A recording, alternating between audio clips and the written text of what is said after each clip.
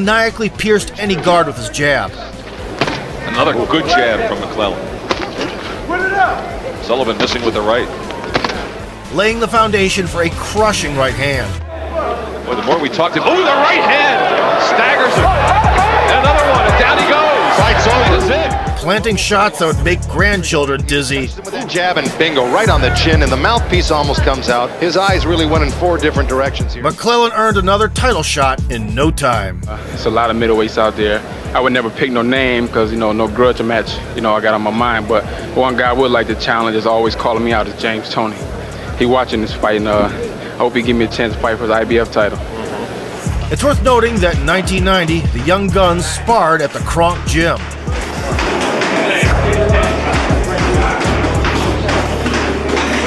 At that time, the division's top 5 included Roy Jones and the aforementioned James Toney. But at the very peak of the rankings soared Julian the Hawk Jackson, the reigning WBC champion. Ratio of Jackson. Whoa! And then right in there, Terry Norris is gone! A meek, God-fearing man outside the ring with a 46-1 record and 43 oblivions inside of it.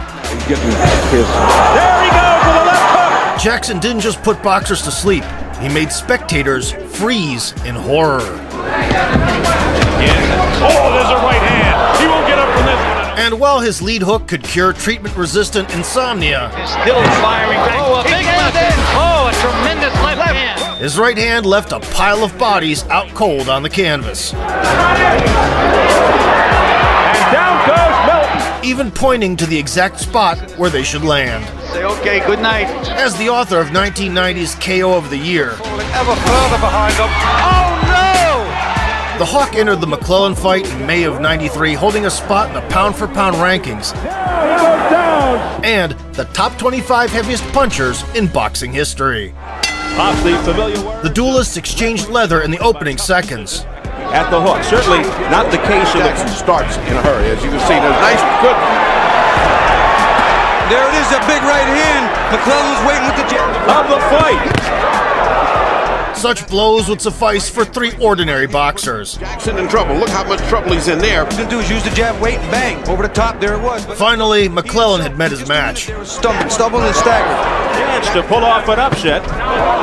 Jackson only. He came out very calm, but here he is. He is attacking Julian Jackson. And Jackson's jab fencing looked cleaner in the second. on the decline in his career. And Gerald apart. He's been digging shots. Insists he won't hold back. Slipping the right by a hair. Jackson told us his right hand was shots. Set him up. He says McCLELLAN is... He intercepted Gerald's attacks, More effective now using a jab. McCLELLAN has gotten to be a little more chest-like right now. But making him work defensively for once. Jackson's fighting very well here. But not having any effect on McCLELLAN, who comes back strong, but back comes Jackson. vicious man. McCLELLAN thinks Jackson is looking ahead. And seeks safety in the clinch. Some survival here. And Gerald is looking scared. Jackson sending McCLELLAN back. But G-Man still clipped the jawline late in the round. The table from the first round, but McCLELLAN also still a dangerous fighter. And gradually adjusted to the adversary's lunges. He came out with a good stiff jab. Jackson winging big shots, gaining confidence as the round goes on. That right missed. And while establishing his lead hand export. First round. Julian Jackson, he says my tools are better. Meanwhile, Julian Jackson 46-1. McCLELLAN survived the chin crash test as well. Just how good is his chin? And right now it doesn't. Champion. Oh, look out! And began introducing more chaos into the fight. Unintentional butt, and Julian is cut. Julian Jackson complaining. While boldly measuring distance and blocking the vision. Jackson with explosive knockout power. Hard punches by... Another big right hand right on the button. He sent the Black Hawk down. Jackson slips. Albeit temporarily. No knockdown. In the fourth, Gerald delivered his signature combo. It'll never stop a fight there. And sometimes blood... And embraced the effectiveness of parries and feints. Title, he says my tools are better. I punch as hard as Jackson does. I'm faster, and I'm still walking slow, methodical, conserving energy. Julian Jackson tried to... Ooh.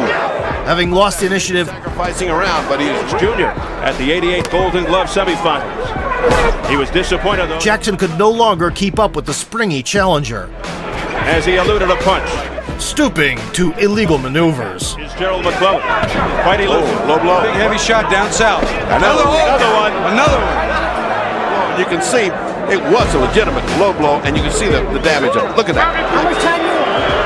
Luckily, the compassionate referee ventilated the contents, Cup and the protector, which is what it's actually. and McCLELLAN didn't deny the advancing champion Your legs out from under you. a chance to enter a power measuring contest. Upstairs. No chance of south of there. Julian got a winner right here. Down goes Jackson. Julian's heroic rise didn't affect the result. We'll be over right this minute. And there's a minute left to go. Can McCLELLAN finish him off? He's down again. Now let's watch what happens to Here him. he comes again. Right. Grounding the Hawk with a couple of boulders, 30 a lead right hand. Finishing it off with the left hand. And down is Jackson. Upstairs. No chance of south of there. Julian got a winner right here. Down goes Jackson. 25-year-old Gerald celebrated the biggest victory of his career.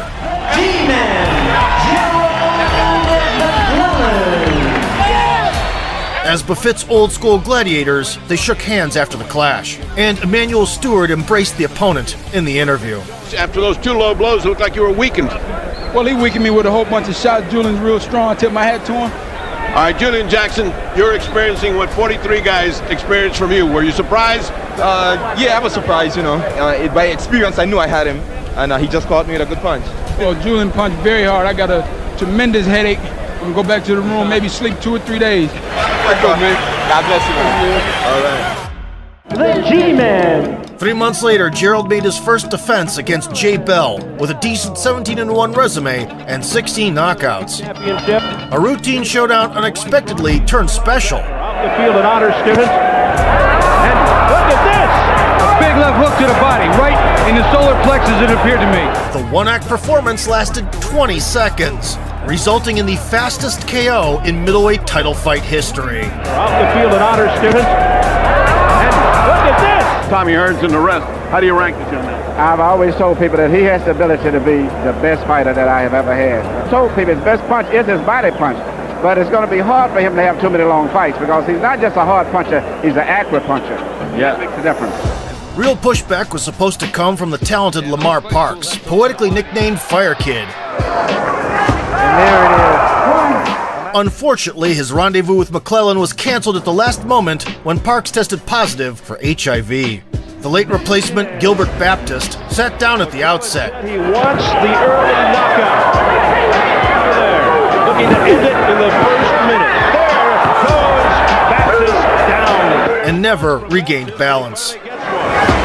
Richard trying not to make a mistake.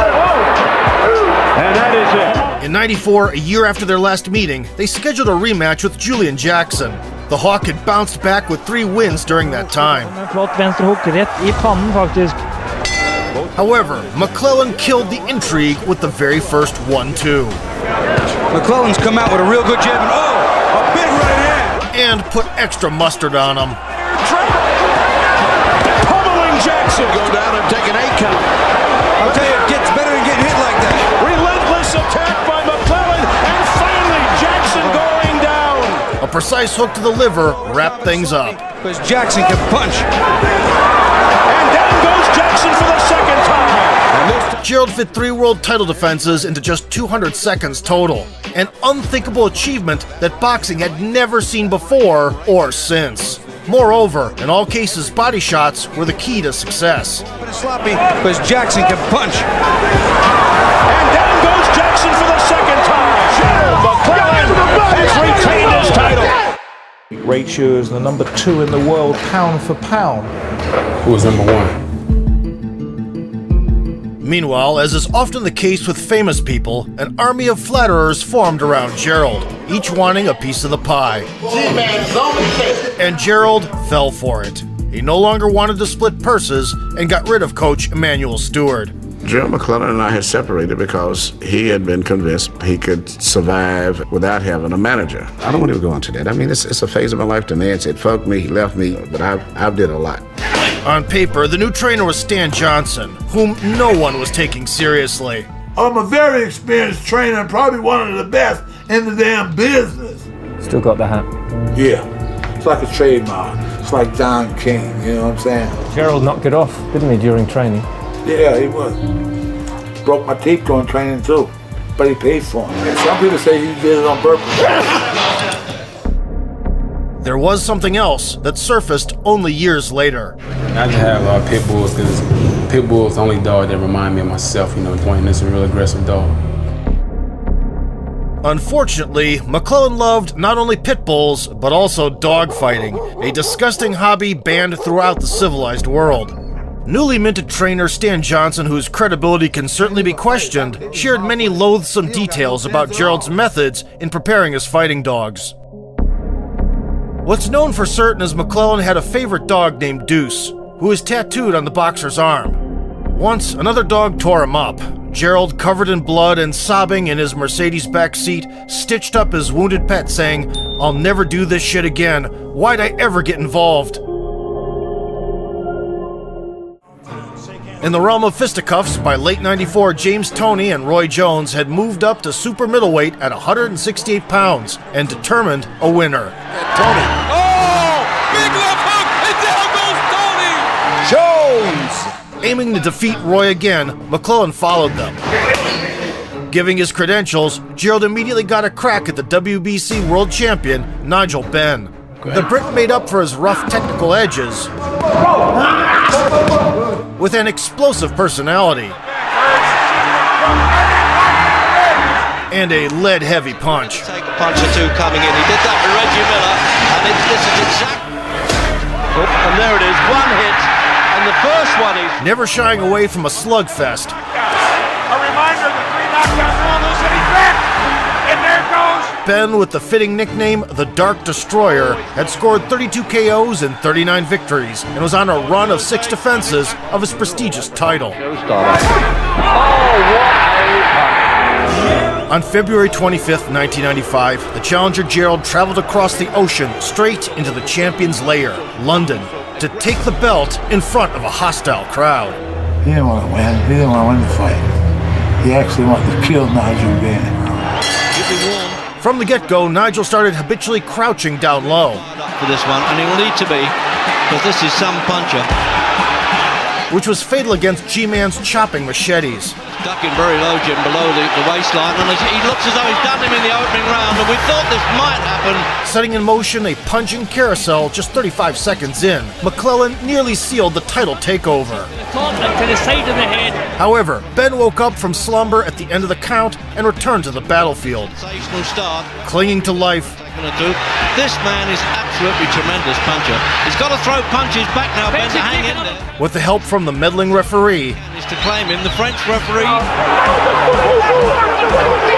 Try and get that hit, his legs are completely gone. The champion withstood a carpet bombing. He's technically ducking below him. A conveniently long count when he was out the ring. And dared to throw back.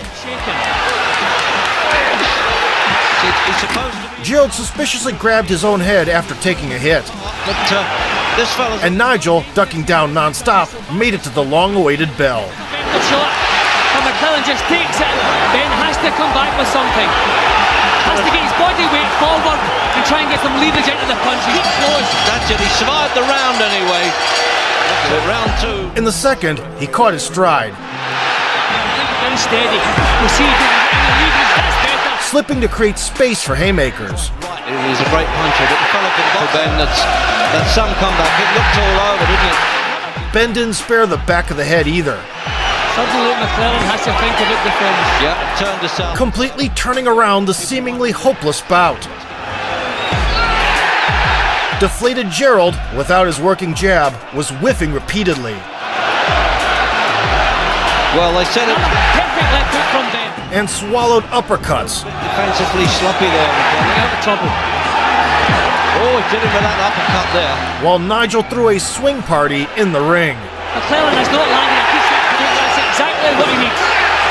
Get some confidence. Only in the third did G-Man begin answering in the clinch. And recognizably setting up his right hand. He's actually trying to turn boxer here. Respect for him before the fight, he's got it now. That's a good right hand. but it's still there. Oh dear, those. Followed by a good right hand. Yeah, that's that long. But he was already having problems with his mouthpiece, which is later discovered was an early symptom of brain trauma. See, these first round wins are these. By the midpoint of the London Scorcher, passions were still boiling, with gloved rocks flying from both sides. I hope you all are. I wonder why he's leaving it out of his mouth, the gumshoe like that. I think the referee's entitled to come and put it back. It's obligatory. Oh, there he goes. Still, the Brit held the advantage. He's punching power and he's right hand again from Ben. His thunderous swings were easily finding the head of the challenger, unaccustomed to this type of style. Far better. Oh, what a shot. Yet McCLELLAN transformed in moments. Just beginning to feel the pace a little bit. He's throwing a lot of shots, right? No, they're not getting through. And uncharacteristically switched stances. To which Ben responded with filth, aided by the blind referee. McCLELLAN, but didn't come back with the left. Switzerland, Thailand, Mexico, if called upon. I think they might have a superfluous job still. Long way to... Nothing stopped the champion from hitting the back of the head. Yes, or after the bell. Better than I'd have liked that one, that it would come out. And a couple after the bell as well, he's hurt there. At some point, the American's mouthpiece fell out. I'm not surprised. We've been talking about that. That was a racing. So. As he couldn't keep his jaws shut. Almost losing the gumshoe there as though he's spitting it out. Overcoming adversity, Gerald remembered his primary weapon and finally focused on the torso. Out of trouble, it's when he leans back, he's taking severe chances. His affairs improved in round 7 and onwards. With that crouch and punch as he comes out of the crouch, but if he stands within punching range, is the fact that Ben's getting home with good shots, but they're not troubling McCLELLAN. And in a 12 round. I saw him in a spar session once with Tommy Hearns in the front giving it. But Nigel's fiery hooks were still finding home. Good left hook from Ben. As did constant blows to the forbidden area. Hook from Ben. For the first time in his career, G-Man's face twisted into a painful grimace. Got to be the breathing problem. Maybe his nose is busted. McCLELLAN gave the foe a taste of his own medicine once. Boxers, but they're not bothering with that. They're just throwing bombs at each other. And in the 8th, with his mouthpiece slipping out, rushed for the finish. Oh, good right hand again from McCLELLAN. Oh, he's got in trouble. He's in trouble in the 8th round here. Tremendous show of courage. This is where his legs actually dipped as though it was all over.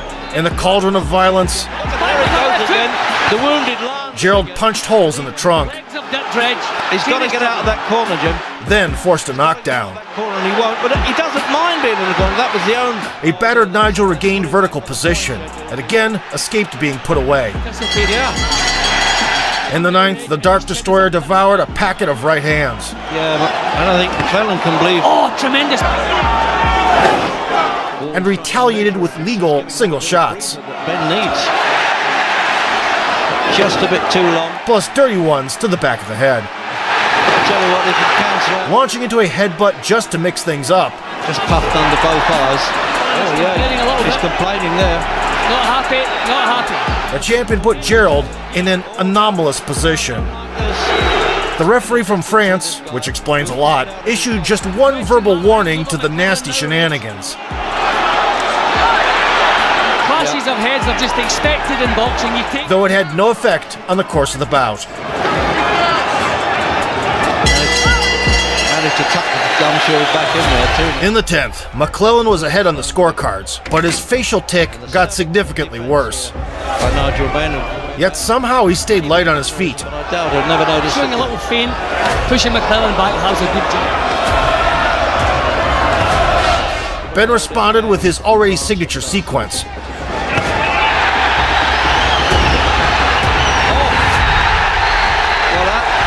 Hook to the face, and a grimy rabbit punch. Oh. Gerald got up. Gerald McCLELLAN didn't see it now. He's got to get up. Nothing stopped the champion from repeating the fatal combo. Signs for Nigel Benn. This is all heart has won this fight. He's punching McCLELLAN do it. He's quit, Reg, he's quit. He's done him, he's quit. While Ben was celebrating on the ropes, fantastic performance. McCLELLAN was suffering facial spasms. What a result for Nigel Benn.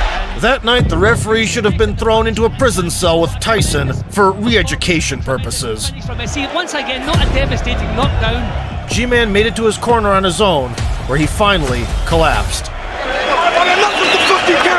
and I squirted water on the top of his head, and he looked up at me and said, "Man, that water you squirted on my head feel like that shit running inside of my head." So we have a serious problem in the ring with Gerald McCLELLAN. The fight with Nigel Benn, I understand that it was totally chaos. Gerald regained consciousness for a couple of minutes when being taken into intensive care, while Nigel Benn didn't make it to the dressing room. Nigel ultimately got away with bruises. How do you feel about McCLELLAN? I feel very sorry, but rather him than me. 27-year-old Gerald, on the other hand, sustained irreparable damage. The brain is quite swollen. Emergency surgery that required opening up the skull to remove a hematoma saved his life, but left him permanently disabled. Gerald spent several days in a coma, went completely blind, partially lost his hearing and the ability to think clearly. What color you want? What color popsicle you want? He requires round-the-clock care. Straight. I'm right behind you, Gerald. For the last 30 years, one of the fiercest knockout artists in history has been under the full guardianship of his sisters, especially Lisa. She's been managing her brother's treatment and helping him with daily tasks. She never blames boxing, though. Millions practice the sport, and accidents can happen in any profession. Boxing gave Gerald the opportunity to live a life that he wouldn't have if it weren't for boxing. But at the same time, it took the life that he had before boxing. In 2007, Nigel Benn organized a gala to raise money for his former opponent. 12 years after that fateful night, the fighters met again. Yeah. That's perfect. Nigel Gregory Benn. Yes. Yes. 12 years have all just come up. Do you think Nigel not feel sorry, but just wish that wouldn't happen? Absolutely. Absolutely. And I understand it's not just me and Joe, it's the whole family that's been affected. Ben raised £200,000 for Gerald. We've laid to rest a lot of things. There was a lot of resentment, a lot of animosities. In 2021, Lisa Jordan McCLELLAN launched a foundation to help boxers with brain trauma and invited leading specialists in the field. One of your favorite guys, Gerald McCLELLAN, his sister, Lisa McCLELLAN, she contacted me and we found he was hormonally deficient. So what we ended up doing is putting him onto the hormone replacement. He's 20% better in 4 months. Now the 57-year-old boxer is even able to play with his grandchildren.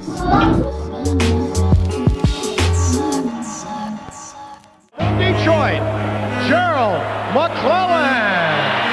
Gerald McCLELLAN was irresistible in the ring. Ironically, of course, he started quick. A nice, effective. With 29 professional knockouts, 28 inside 3 rounds. Part of the reason is long credentials. Off the field at honor student. And look at this! G-Man had everything to become the greatest puncher in history. Keep his hands and his elbows inside the banner. No chance of South. Oh, there. Julie got a winner right in. But moral vices outside the ropes perhaps made fortune turn away from him. All his entourage dissolved. Thankfully, a true close person remained. I want to ask you a personal question. Nigel Benn, you knocked him out the ring in the first round. In the ring, I'm on the ring. Yeah? I mean, you went down on one knee because of the headbutt. And that's on purpose. He kept using rabbit punches, and the ref never stopped it. Yeah. Like this? You hit me like this? Yep. Listen. Yeah. Why? I don't know. He always wants to know if he lost the fight that night.